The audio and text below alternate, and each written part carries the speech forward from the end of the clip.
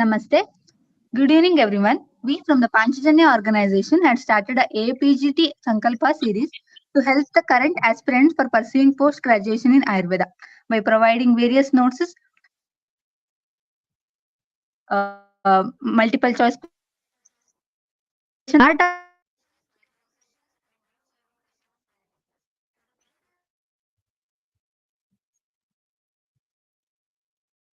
this colleges. Today we have Vaidya Anjani Espai.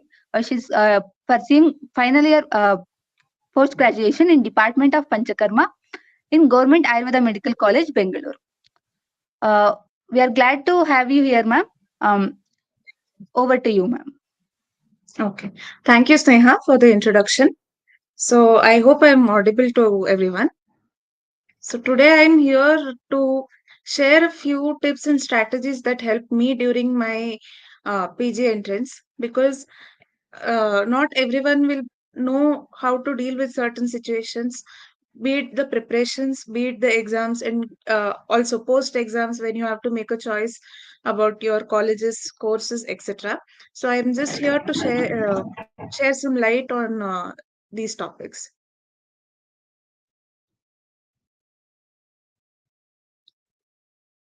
So is English okay with everyone? Sneha,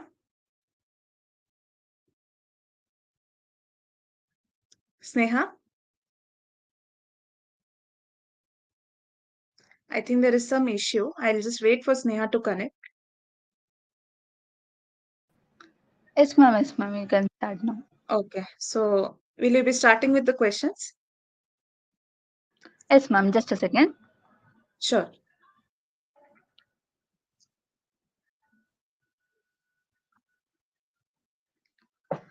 Ma'am, from the questions point, we have our first question.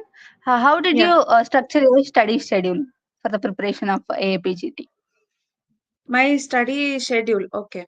So before I tell you anything about my preparation, I want to tell you this that I was not sure that I want to do my post graduation in very first place. I decided pretty late that I want to do a post graduation. I think our exams were scheduled in the month of September, and I decided in the December of previous year that yes, I want to do PG. Until then, I did not want to do PG. So in our audience, if there is somebody who has decided very late and started the preparations very late, let me tell you, please don't be scared. I was also one of that, and I was able to crack it. So yeah, I did not prepare anything during my internship because I was in the COVID batch, and there was like a pretty good 5 to 6 months gap between my internship and my exams. So I started preparing after my internship because I had a lot of time.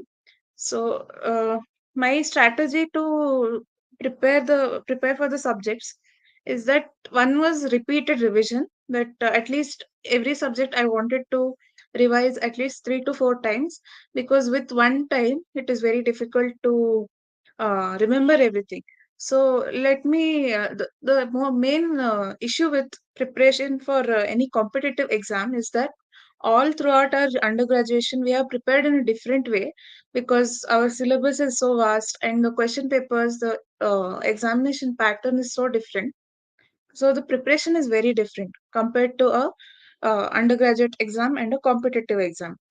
In undergraduate exam, you need to know a lot of content for one question, and when it comes to competitive exam, it's quite the opposite, where a lot of content makes a lot of questions, or a single point can come as three different question, or a single point can be asked as a different types of questions. So pinpointed knowledge of any subject, so you don't need to know a lot of theoretical, or you don't need to know a lot of content weight wise. You need to know pinpoint what was said, what was it, what is the drug used. So literally pinpointed questions are important for this. uh, that's what repeated revision is very important as compared to our undergraduate exam. If we know if we know little, if we know enough for half page, we can drag it and write up to one page. But when it comes to competitive exam, we have to be pinpointed. So a repeated revision for every subject at least 3 to 4 times.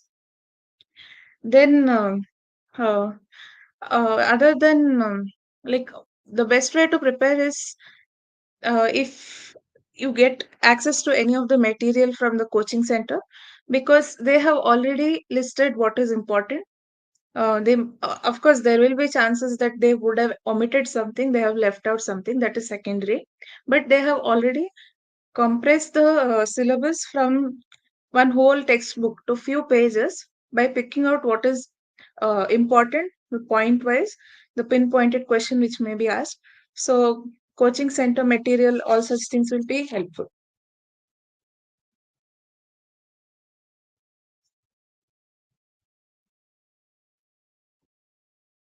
And one more thing, that before, like while you are preparing, uh, different students need to put different amount of efforts.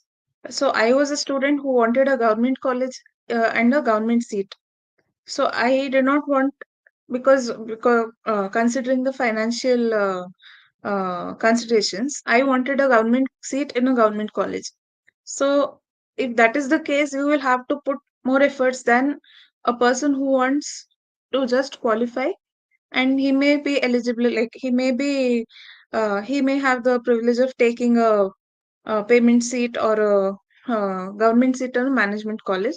So compared to all this, you have to, like, you see yourself what kind of seat you want, which city you want, which college you want, whether you want a government seat or a private seat. Based on that, the amount of efforts you will have to put in will vary.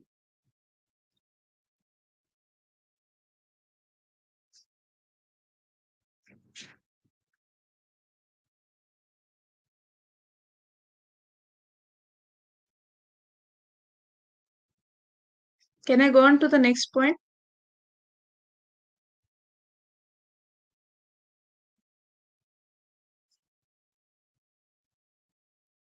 Sneha?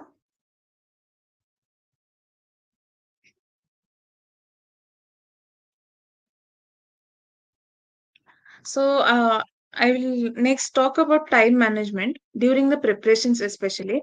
So, I don't know if all my audience here are the exam goers of this year, or there are also people who are writing the exam in the next year, but I will tell this in general. So, the preparations will be different when you have around 5 to 6 months left for the exam. Then again, when it comes to next, like it gets reduced to 3 months, 2 months, etc. And the preparation will be very different in the last 1 month. So in fight, when you have, let's consider that you have 5 to 6 months, or I think now it's happening in July, so it's around 3 to 2 months. So in these months, it's important that at least one round you have to finish all the subjects, then start with the second round. So unlike our undergraduation exams, we don't need a lot of days to cover a single subject. You can cover a single subject in 3 to 4 days if you have the right resources. So once you do that, go for another subject. First, go with the easy subjects, then do the difficult subjects. One theory that is misleading everyone, I want to talk to you about it. That when I was preparing for my AIPGET exams, I also took coaching classes, and we always used to discuss how many hours each student is putting in. So we always used to have this compulsion, not compulsion, but that expectation we had to meet, where we have to do at least 12 hours, at least 15 hours per day. I don't think hours matter, because one student may understand one chapter in 1 hour, the other student may take 2 hours, another student may take 6 hours. So the capability differs from person to person. So do not compel yourself, and that you because somebody else is doing 12 hours or 15 hours, you also need to do the same. It is all dependent on your capability purely. I am not discouraging you to do 12 hours. If you are able to do it, well and good, it's the greatest thing. But Do not push yourself out of your capability, out of your strength to do sit and study for 12 hours, 15 hours without giving yourself any break, physically and mentally straining yourself. Don't do that, because it is on a long run, it is going to affect your mental health and physical health. And it, like, you have to be healthy until your exams. So don't put too much pressure on yourself. Don't count the hours you're putting in. um, yeah, so every subject at least once you have to finish. Then once you finish a subject, try taking the mock test of the same subject. So if you finished, for example, if you have finished studying Prasuti Tantra and Sri Roga, I think you will have various platforms. I will be telling you what all platforms I use. Go for mock tests from the same subjects, and whatever questions you're not able to crack, make a list of them. After 1 week, once you have a set of questions, maybe 10 questions, 20 questions that you could not crack. So, after 1 week, take up the same test of those 10 questions that were difficult for you initially. So, this I would suggest during 3 to 2 months. For somebody who's not writing the exam in this year, for you at least, like, whenever you're starting, first you will need to have an idea of all the subjects, whatever the content is there, before you take a mock test. So make sure you go through the all, subjects, go through the notes of all the subjects, and then start taking mock tests. This is the preparation I did when there were 3 to 2 months left, that I was doing my second or third revision for every subject and taking tests. But I was not I preferred studying more than taking mock tests. So that is also a theory, that everyone says that you have to study for half of your time, take mock test for half of your time. There is no rule as such. You don't stick to the rule. Do what is comfortable for you. Only when you study and familiarize yourself with the subject, you will be able to do the mock test. So this is the preparation in the 3 to 2 months. And last 1 month, you need extensive efforts from your side. So last 1 month is for the last revision. And one more thing is that, as in when you do revision, it takes you lesser and lesser amount of days. Your first time when you're studying, it may take you a whole week to complete one whole subject. Second time, you may be able to finish it in 3 to 4 days. Third time in one day, and fourth time in half a day. So that is one good thing, that once you keep revising, half of it, then three-fourth of it is already in your memory. So you require lesser and lesser days. That will help you finish your revisions faster. So in the last 1 month, again, you have to revise at least once a week, like all the subjects at least once a week, because for example, if your exam is in, I am not sure about your exam dates, but if your exam is in end of July and beginning of July you have revised, but you have not touched the same subject until your exams, then again that is going to be a setback. So first week of July, you try to finish almost all subjects. If you're not able to finish, keep one or two aside. You can do it when you make time, when you get little bit of time. Second week, again go for revising all the subjects once again. So this kind of extensive revision is required in the last month of preparation. So this is about time management during the preparation. I will be telling about time management during the exams later. Ma'am, our next question is how to cope up with the stress and anxiety during the preparation for the AIPGT. Okay. So coming to when we get most stressed is when we see a friend or some competitor who is, like, studying non-stop, and if you're not doing that, you will really feel stressed out. So one thing is, stop comparing your efforts to somebody else's effort. Trust me, as I told earlier, just because somebody is studying 24 hours doesn't mean that they will necessarily score better than you. It is all again coming back to your capability. So first thing is, you will have to stop comparing yourself with others. Second thing, if you're stressed by studying continuously, studying a single subject, and you feel like it is draining your energy out, you feel like you need a break, then either switch subjects. That is what we were told during our preparations, that switching the subject, it has to be your only break. So if you find a subject difficult, stop doing it, and if you're stressed, stop doing that subject and switch to a subject which you have already done, which is easy. So that will help you increase your confidence. So for example, for me, Rasa Shastra used to be difficult because I was not able to recall all the processing, recall all the what all things are there that you need to memorize. So it was difficult for me. So as soon as I started Rasa Shastra, whenever I used to get stressed, I used to stop studying Rasa Shastra and start with Vaishajya, because Vaishajya was very easy on the other hand. So when I did that, I felt like, okay, if not Rasa Shastra, at least my strength is in Vaishajya. So if the questions are from Vaishajya, I will be able to manage it. So second point, first point is to stop comparing yourself with others. Second point is to switch the subject.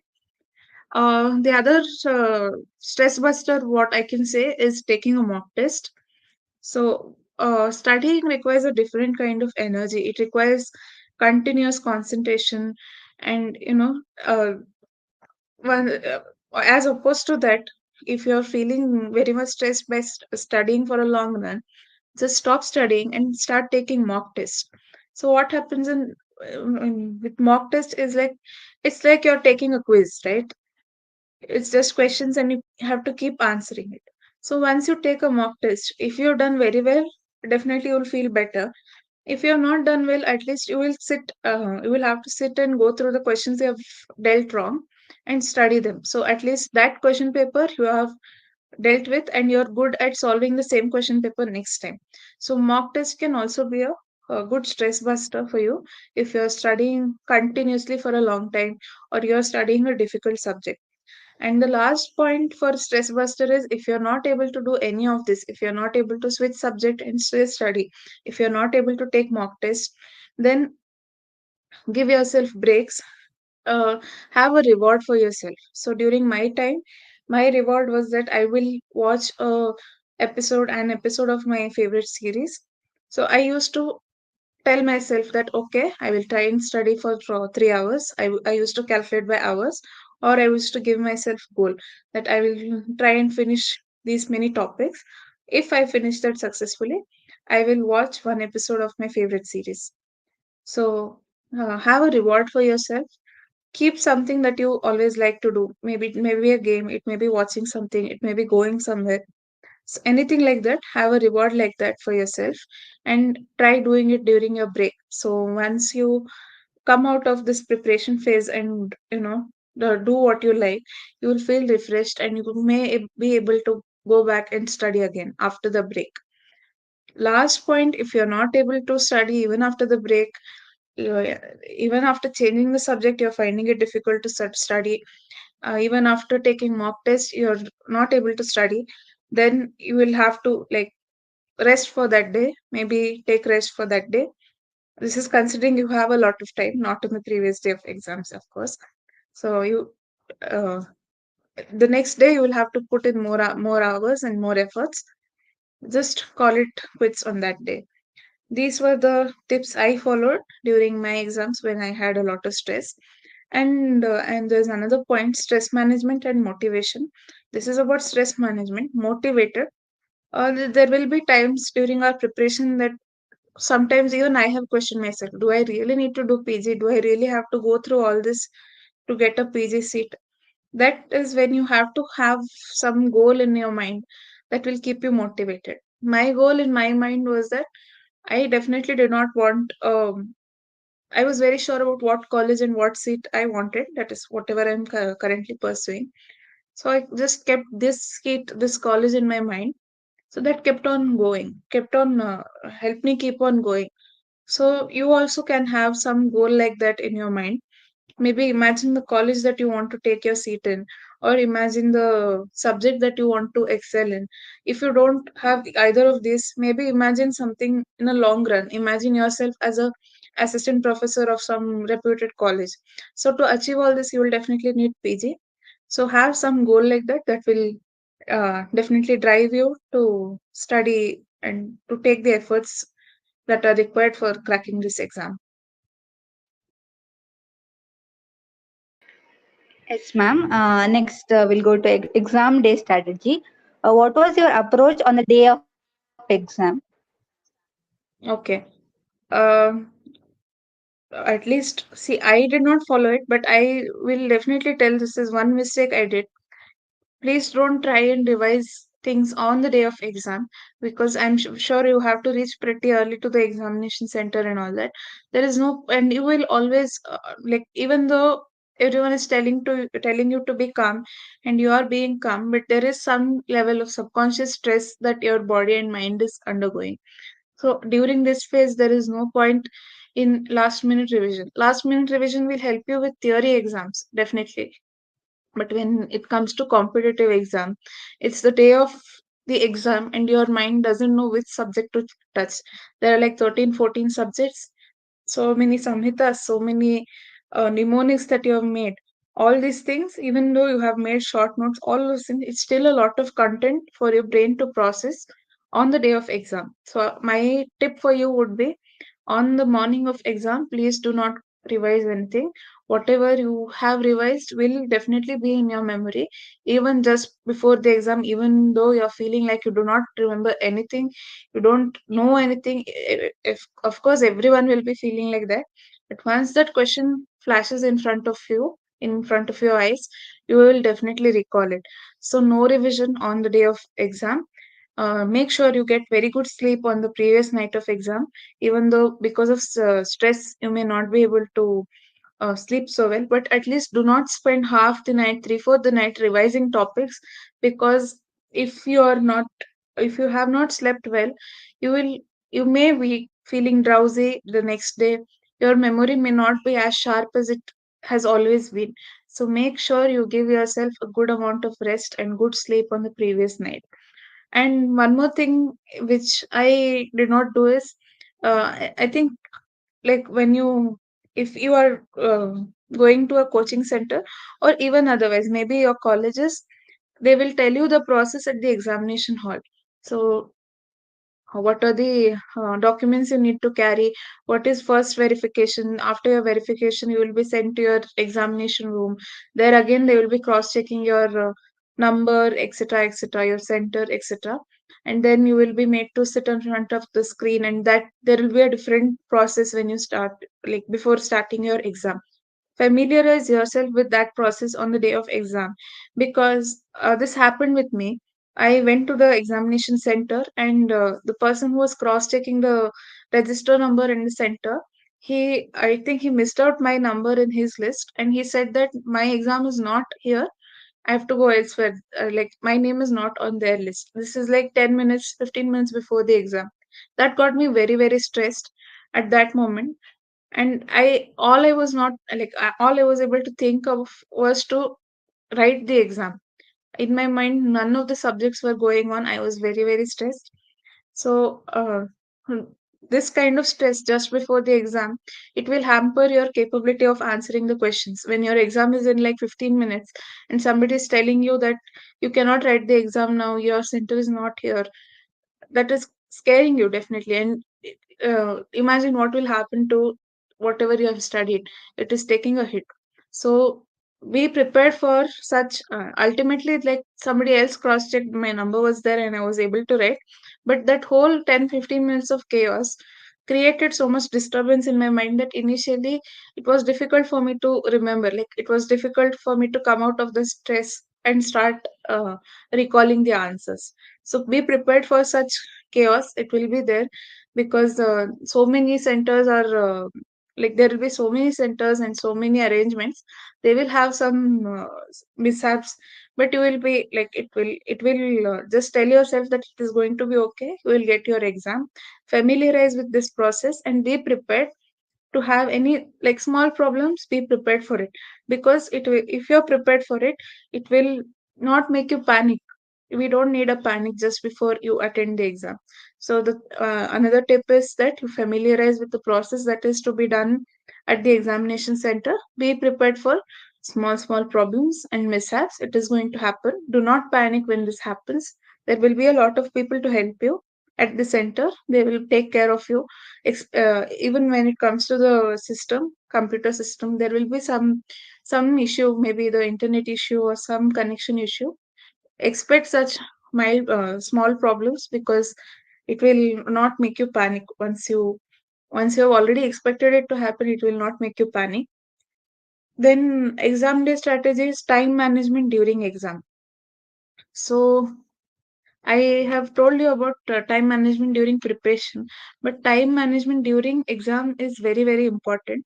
So I'm guessing there are 120 questions and 120 minutes to answer.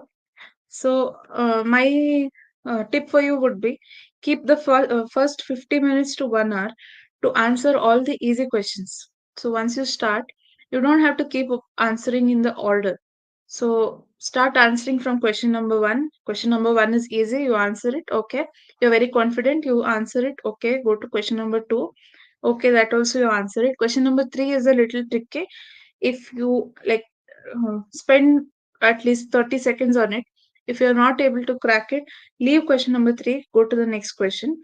Like this, by the end of 1 hour, or at least by the end of 50 minutes, you will have to cover all the easy questions. So next 30 minutes will be for the questions which are of medium difficulty, or questions that require you to write something and recall. Maybe you have made a mnemonic. For that mnemonic, you're not able to recall the mnemonic as such, and you have to write it down and then remember. So all these kind of questions, or questions that like 50-50, it's like 50% and if you think a little bit more, you will be able to get there. All these kind of questions you have to answer in the next 30 minutes. So we have finished like 1.5 hour, 1 hour 20 minutes to 1.5 hour. In this, we have finished easy questions, tricky questions, and medium difficulty questions. Last 15 to 20 minutes you have to keep for the most difficult questions. Most difficult questions will usually be something you have no idea about. It does not have to be like, if you have studied it, then you will somehow remember it in, and you would have finished it in the medium difficulty round. But there will be questions that you have never, like, from the topics that you have never touched, or some tricky questions, some questions uh, that you have no idea about, no clue about. These questions you keep for the last 15 to 20 minutes, so that and on when you're answering these very difficult questions, or the or the questions you have no idea about, so first think about whether or not you will be able to answer it.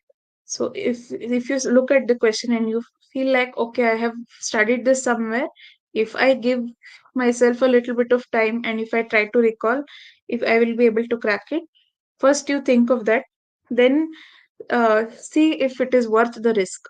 Because if these questions are the topics that you have not heard about, these questions are something you have no idea about, you have to do risk analysis.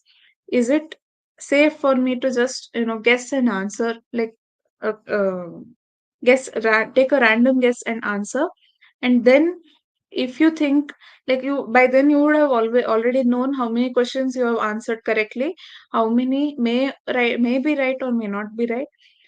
By then you will have this idea. So based on that number of questions, and based on what you have answered in the past 1.5 hour, do the risk analysis and then answer this question. Then last 10 to 15 minutes is for checking your answers from the beginning to the 120th question. Sometimes what happens, if the computer at the exam center is slow, we go for the next question, and sometimes it would have clicked it twice. We would have clicked it twice, and one question might have gotten skipped.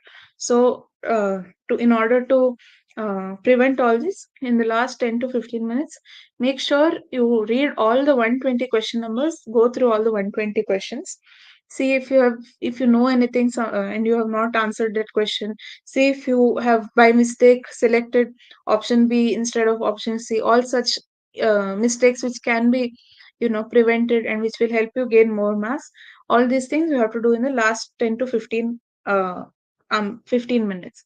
So what I said, that risk analysis, one thing that actually helped me score better was that, see, right from our undergraduation, right from our first year BAMS, we are told that we should not leave any questions in the exam. We should not leave any questions in the exam. Even if you don't know anything, Write something about that question. Write anything. Fill 2 lines. Fill half a page. Anything. But that is something you should not do in competitive exam because of negative marking. So I will tell you my own incident.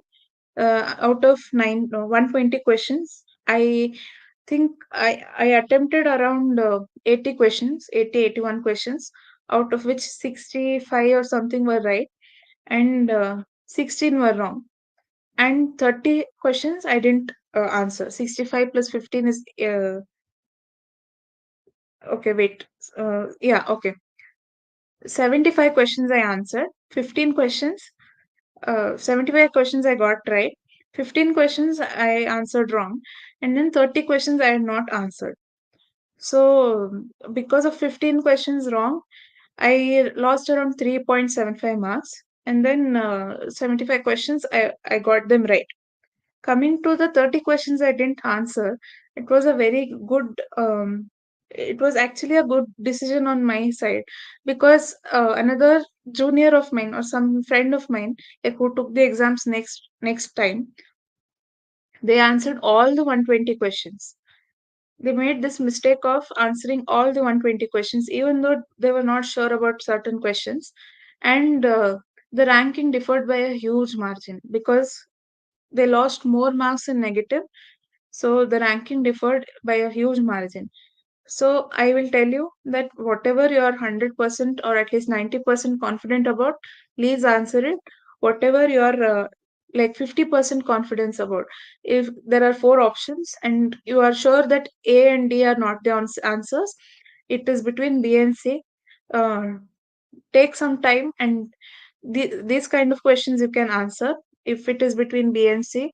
Like, when you try and memorize it, I'm sure you will be able to come on a conclusion between B and C.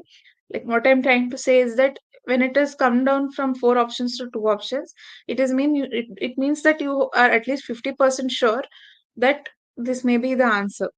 It is 50-50, which is okay, which is a risk worth taking. So that also you can answer. But then the questions which you don't think you know anything at all, you have nothing, you have no clue about it, then please do not answer such questions. Because when we do not know anything and we are just, randomly guessing and answering, there are more chances of the answer being wrong, and we will end up losing a lot of marks. So just answer whatever you are sure of, to at least 50% sure, or at least 40% if you're sure about it. Answer. Below 40%, please don't take this risk of answering all questions.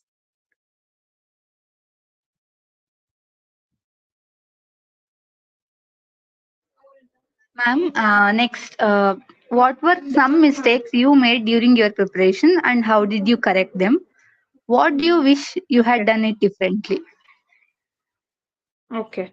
So mistakes during my preparation was, I think even now that is how it is. Everyone prepares in two, like, they divide their subjects into two divisions. One is samhitas, one is the core subjects. So I concentrated a lot on core subjects, and I did not concentrate as much on samhitas, even though everything that is there in core subjects is from samhitas, and whatever is there in samhita is, again, it is getting divided into all your subjects. Even then, I should have uh, studied and given more importance to samhitas, which I could not do. I was good with core subjects, but I was very poor at samhitas. So this mistake, I will ask you all to prevent. Give equal importance to samhita and uh, your core subjects. There will be some people who will just study the samhita because it covers all of your core subjects.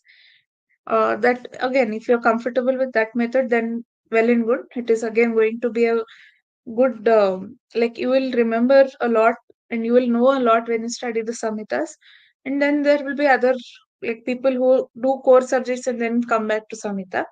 Anything is fine, just don't leave the samhitas. And one more difficult part of the syllabus is itihasa. Be very thorough with itihasa. I think many of the coaching class materials or books like Govind Parekh have a lot of questions and points on itihasa that are important for your exam. So Itihasa and Samhita is something that I did not concentrate much on. This was the mistake from my end, and this is what wish that I would have studied. I would have done correctly, and what else would I have done correctly was that, as I mentioned previously, uh, that I got 15 questions wrong. So if you are in that situation where I may have answered something with a wild guess, which may be one of those 15 questions, again, if you can prevent that, well and good, you will score better marks.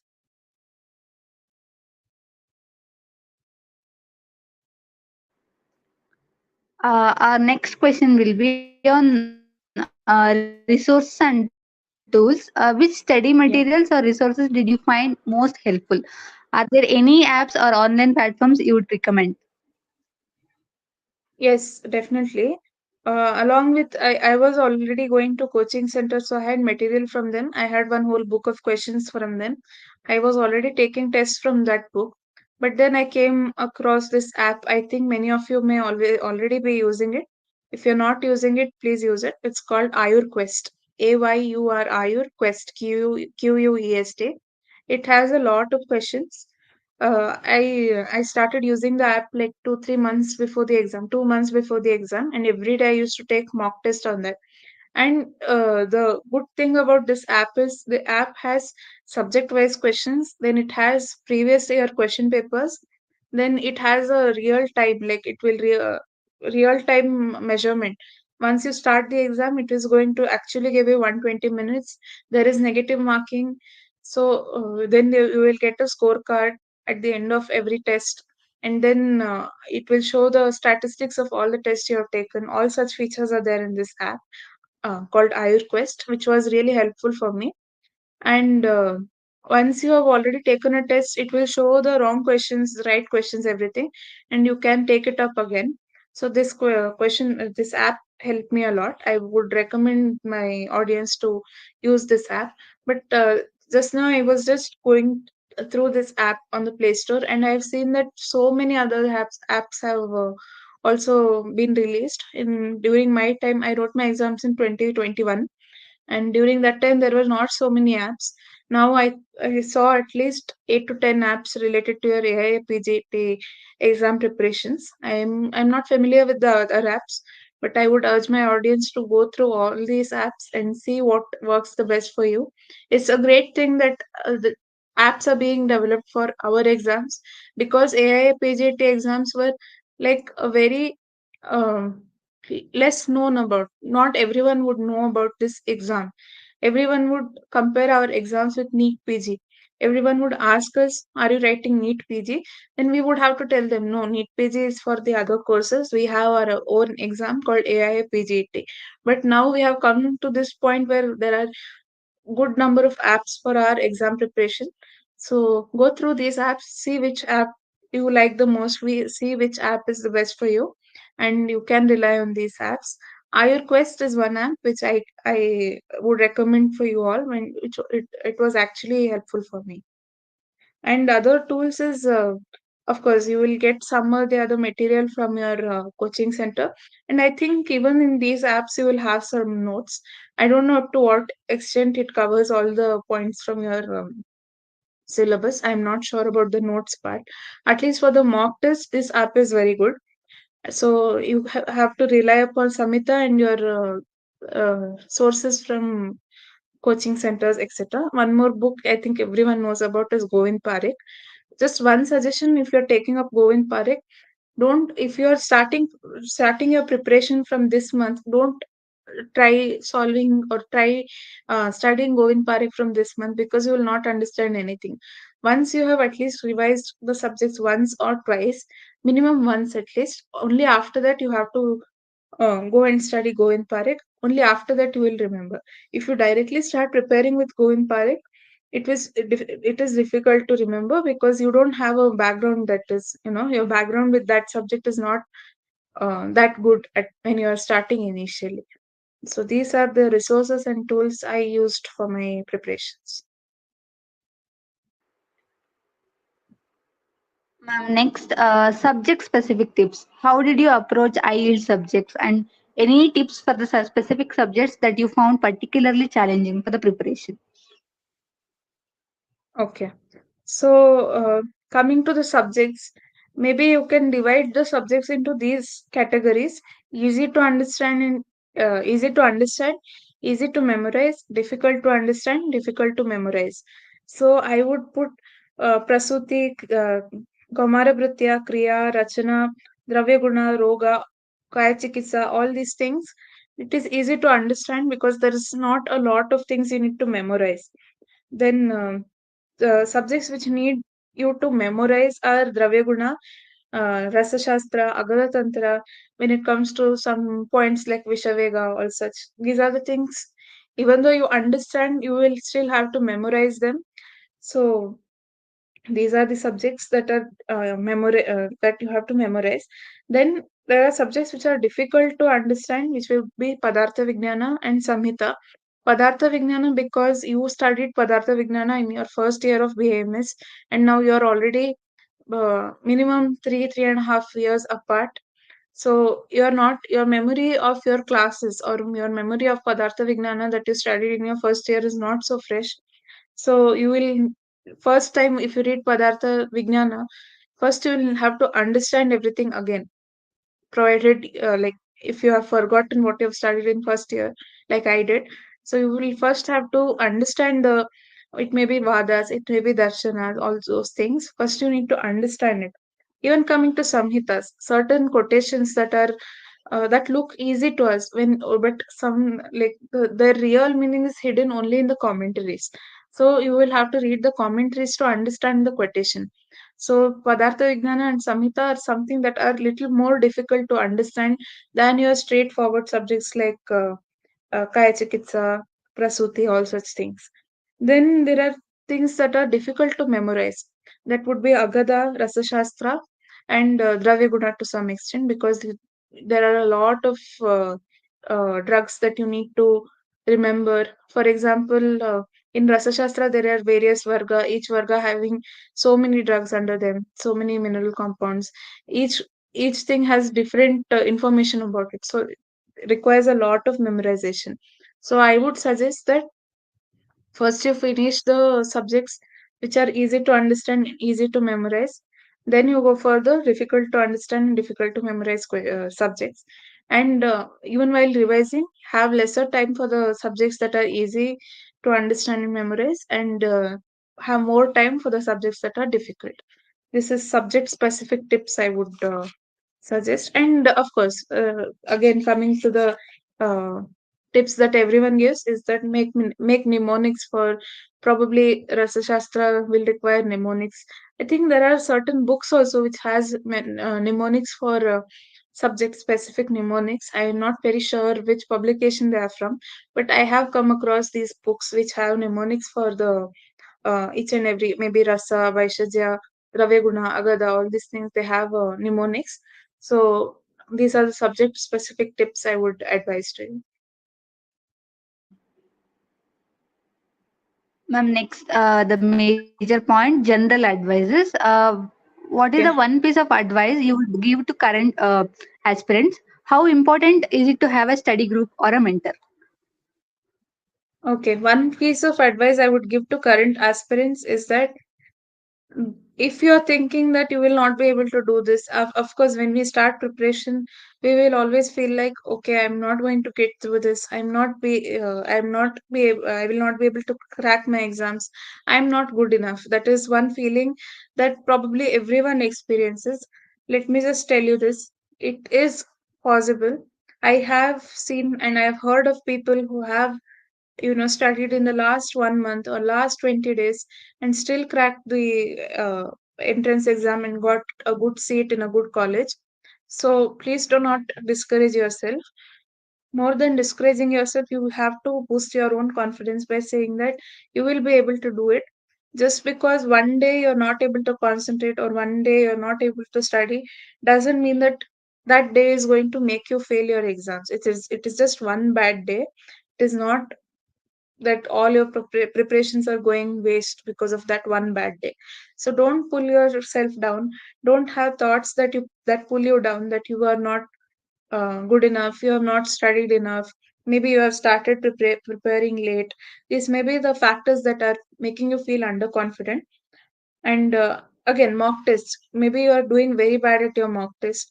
I will tell you frankly, I have done very bad at all my mock tests. There was no single test that I have aced, no single test where I got very great marks. I have got negative marks in mock test also, where I got like almost all questions were wrong, and whatever was right also it got negative because of the wrong answers. So there will be days like that, there will be tests like that. Don't think that this is what is going to happen in exam, because after all kinds of preparation also there is one quotient of luck that you will be needing for your exams. So even though you do very badly in your mock test also, don't let it discourage you. Go through all the questions again, take the same test after 1 week, you will feel better about the test you took. So do not uh, let any test or any thought or anything anybody else says, or maybe somebody else's preparation, that they are preparing more than you, don't let these factors make you feel like you are not good enough. That would be my one piece of advice for others. Coming to study group and mentors, it is again based on your capability. There will be people who can study well by themselves and they cannot study well when they are in a group. I am one such person, but I can't study well in a group. I need to study by myself. So these people do not need any study group or mentor, at least study group. Mentor, again, it's different. Again, it is based on your capability. Certain people, they will not be remembering when they study by themselves, but they study very well in a group. So again, depending on your comfort and your capability, I would suggest you to go for a study group. This would be my piece of advice, general piece of advice.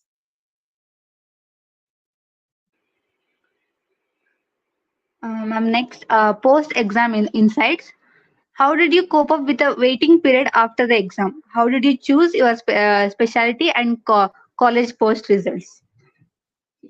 Okay. How I coped up with the waiting period after my exam was, I was waiting for the exams to be over. I enjoyed my post exam period. That would be my advice to you, because this waiting period where you do not have any like assuming you are not working somewhere or anything, uh, you do not have any responsibility, you do not have the stress of going to college, you do not have the stress of some exam that is coming up. This kind of period you will not get once again in your life. So my advice would be, enjoy it to the fullest this period. Then coming to how I chose my subject and branch. So when it comes to selecting the course, there are certain considerations. First is, if you are you doing PG to get the degree of PG, or you are doing PG that like you want to do the PG in a particular subject. There will be certain people will want PG, they don't mind any subject. Then there will be people who want a particular subject. So first is that consideration. Second consideration would be, after your PG, are you interested in going to the academic field or you're going to the practice field? So that will be the second concern. Third concern would be whether you want a government seat or a payment seat. So, or considering all this, you will have to make your choices. Uh, Again, see, they like the Ayurvedic Society has discriminated the subjects into clinical and non-clinical background, but I think every field has its own set of strengths and weaknesses.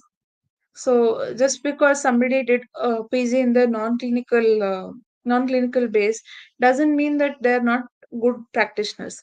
Somebody from Samhita Siddhanta can treat a patient better than probably somebody who did their PG in Kaya Chikitsa, because they have knowledge of all the Samhitas, right? So do not let these thoughts make you, you know, uh, do not let these thoughts influence your decision. So first, think of all these consideration. If you're doing PG only for the sake of the degree and the subject doesn't matter to you, it will again like your choice will be easy based on your ranking. Whichever subject is available, like whichever subject is feasible for you, you will be able to do it. But if you're subject specific, Then list out the colleges that have uh, good amount of exposure in that subject.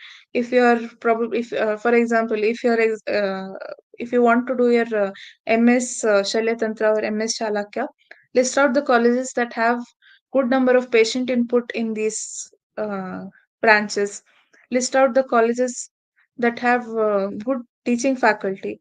So all these things. Coming to academic and practice oriented, if you want to become an academician, then lot of chances are there for student like sorry lot of chances are there from PG from Kriya Sharira, Rachna Sharira, and uh, I think Kaumara Britya, Prasuti. These are a little rarer subjects. Practice oriented, again you can go for Kaya Chikitsa, Shalya, Shalakya, Kaumara, Prasuti. I am not saying that, as I said earlier, practice oriented, anyone can practice. Anyone who has even BAMS graduate will be able to practice. So PG, which branch you will be taking, is not a major um, decision, like major factor for you to decide if you'll go for practice or we will become an academician. Practice is completely something that is dependent on your skill more than what PG you pursue. It depends on your skill. So that is second consideration. Third consideration is government or private seat. So if you want to go for government seat, list out the government colleges. First, think of what states you will be able to go to. Then in that state, which are all the government colleges, inquire about those colleges from the alumnus of that college.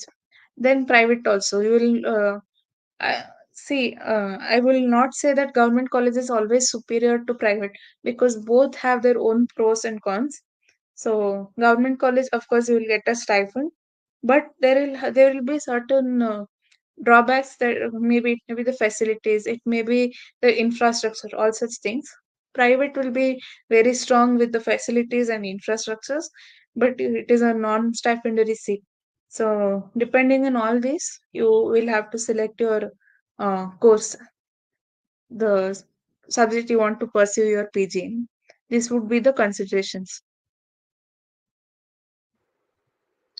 Ma'am, last but not the least, Yeah. would you like to give any suggestions regarding the best brands and any alternatives instead of PG, and the safe Okay. score for the getting seats in the colleges, and best college, Okay. either it is government or private?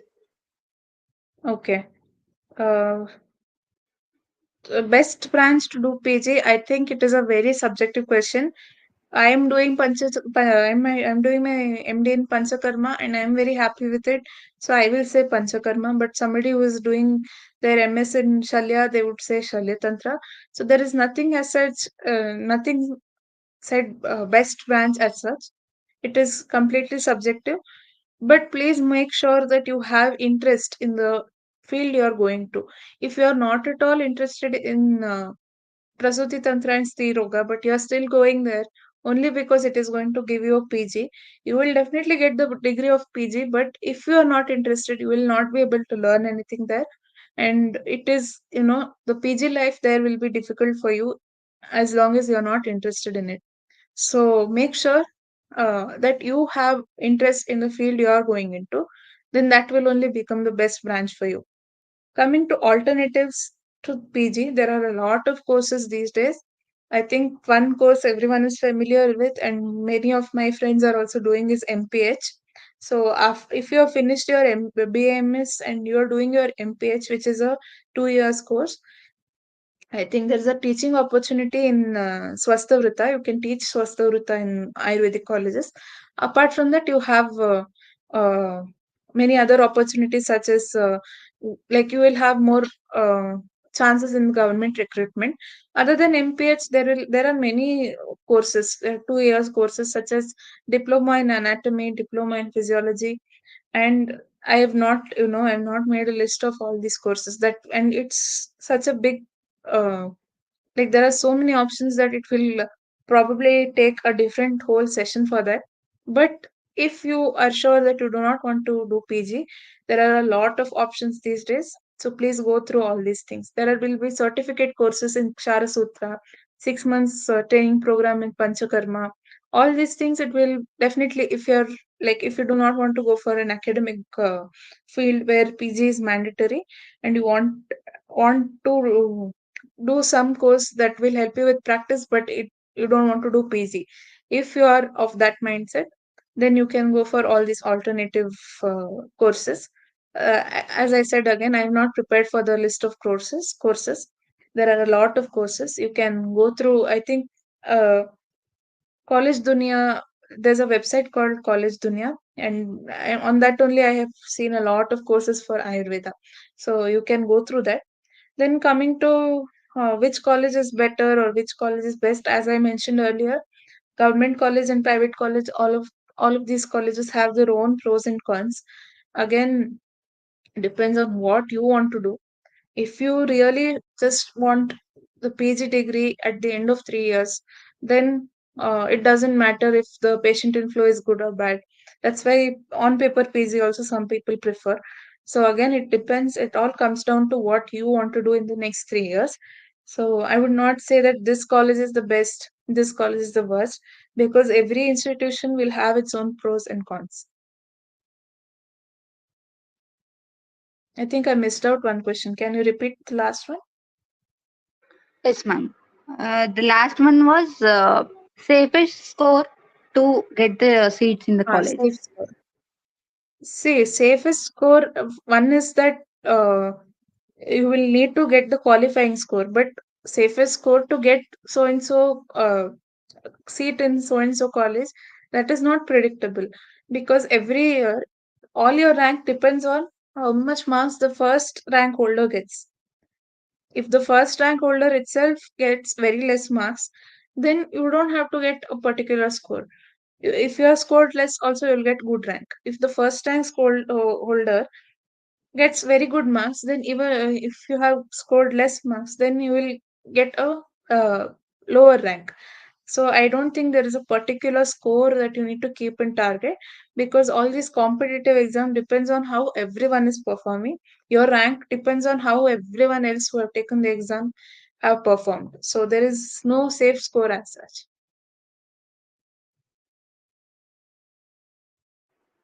Yes, ma'am. To summarize the whole session, I'd Yeah. like to give some points. Based on your opinions and your suggestions, I'll summarize the whole session. First one is Yeah, sure. revision.